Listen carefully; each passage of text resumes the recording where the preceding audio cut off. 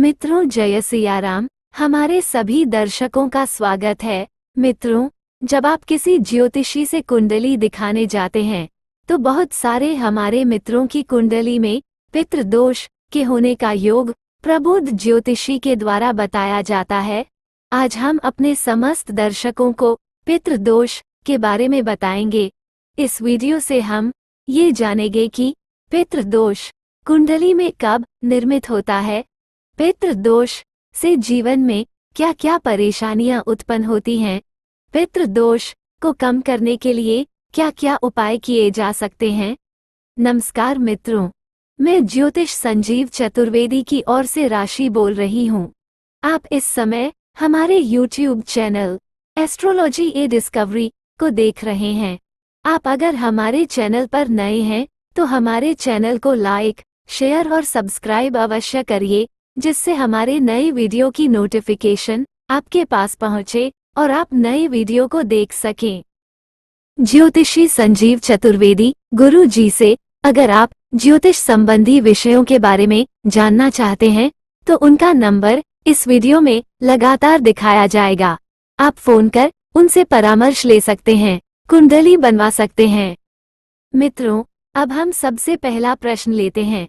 इस प्रश्न के माध्यम से हम ये जानेंगे कि कुंडली में पितृदोष का निर्माण किन परिस्थितियों में होता है। कुंडली का नवां घर धर्म का घर कहा जाता है। ये पिता का घर भी होता है। अगर किसी प्रकार से नवां घर खराब ग्रहों से ग्रसित होता है तो ये सूचित करता है कि पूर्वजों की इच्छाएं अधूरी रह गई थी। नवां भाव, नवे भाव का स्वामी ग्रह चंद्र राशि से नवां भाव और चंद्र राशि से नवे भाव का स्वामी अगर किसी भी तरह से नवां भाव अथवा नवे भाव का स्वामी राहु या केतु से ग्रसित है तो ये 100% पितृदोष के कारणों में आ जाता है।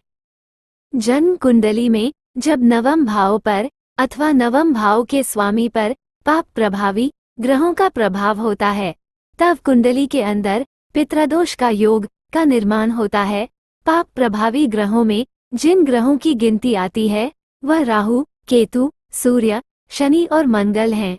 जब इन ग्रहों के साथ नवम भाव का स्वामी विराजमान हो जाता है अथवा ऊपर लिखे पापी ग्रह जब नवम भाव में विराजमान हो जाते हैं तब कुंडली के अंदर पितृदोष का निर्माण होता है।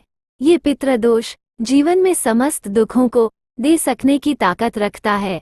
अतः जिन जातकों की कुंडली में पितृदोष का निर्माण हो रहा है उनको जल्दी से जल्दी इसको शांत करने के उपाय करने चाहिए। मित्रों, अब हम इस वीडियो के दूसरे प्रश्न के बारे में चर्चा करेंगे। दूसरा प्रश्न है कि पितृदोष का मानव जीवन पर क्या प्रभाव पड़ता है। आइए इसके उत्तर को जानते हैं।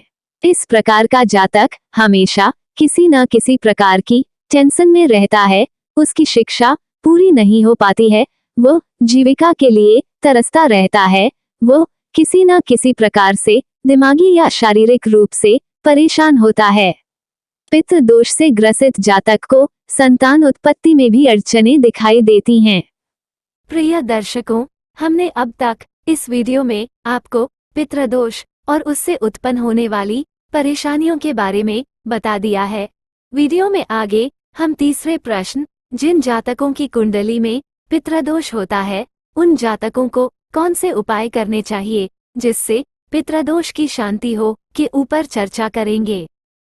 पितृदोष को कम करने के लिए सबसे पहला उपाय, जिन जातकों की कुंडली में पितृदोष का निर्माण हो रहा है उनको एक अच्छे किस्म का माणिक जो 5 रत्ती से ऊपर का हो, तांबे की अंगूठी में दाहिने हाथ में अपनी सबसे छोटी से बड़ी उंगली में शुक्ल पक्ष के रविवार को प्रातः सूर्योदय के समय से 1 घंटे के अंदर अंदर सूर्य देव की प्रार्थना करते हुए पहन लेना उत्तम होता है।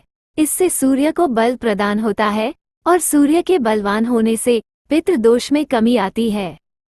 पितृदोष को कम करने के लिए दूसरा उपाय, जिन जातकों की कुंडली में पितृदोष का निर्माण हो रहा है उनको सोमवती अमावस्या को, जिस अमावस्या को सोमवार हो उसको सोमवती अमावस्या कहते हैं, पास के पीपल के पेड़ के पास जाइए, उस पीपल के पेड़ को एक जनेऊ दीजिए और एक जनेऊ भगवान विष्णु के नाम का उसी पीपल को और दीजिए। पीपल के पेड़ की और भगवान विष्णु की प्रार्थना कीजिए। इसके बाद 108 परिक्रमा उस पीपल के पेड़ की करिए। हर परिक्रमा के बाद एक मिठाई, जो भी आपके सामर्थ्य में हो, पीपल को अर्पित कीजिए।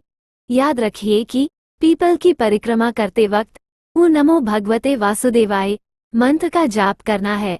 परिक्रमा पूरी करने के बाद फिर से पीपल के पेड़ और भगवान विष्णु के लिए प्रार्थना कीजिए और जो भी जाने अनजाने में अपराध हुए हैं उनके लिए क्षमा मांगिए।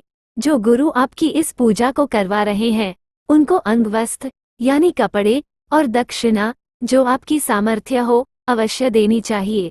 सोमवती अमावस्या की पूजा से भी बहुत जल्दी ही उत्तम फलों की प्राप्ति होने लगती है। प्रिय दर्शकों, अब हम पितृदोष के तीसरे उपाय के बारे में चर्चा करेंगे। कौओं और मछलियों को चावल और देशी घी मिलाकर बनाए गए लड्डू हर शनिवार को खिलाने से भी पितृदोष जल्दी ही समाप्त हो जाता है। अगर जातक सामर्थ्य वाला है तो उसको बताए गए तीनों ही उपाय कर लेने चाहिए। इससे पितृदोष जल्दी ही समाप्त होकर अच्छे परिणाम प्राप्त होने लगते हैं। जातक को चाहिए कि पितृ विसर्जन अमावस्या जो पितृ पक्ष में आती है के दिन ब्राह्मणों को भोजन और दक्षिणा देनी चाहिए। इससे भी पितृ प्रसन्न होते हैं और जातक को उत्तम फलों की प्राप्ति होती है।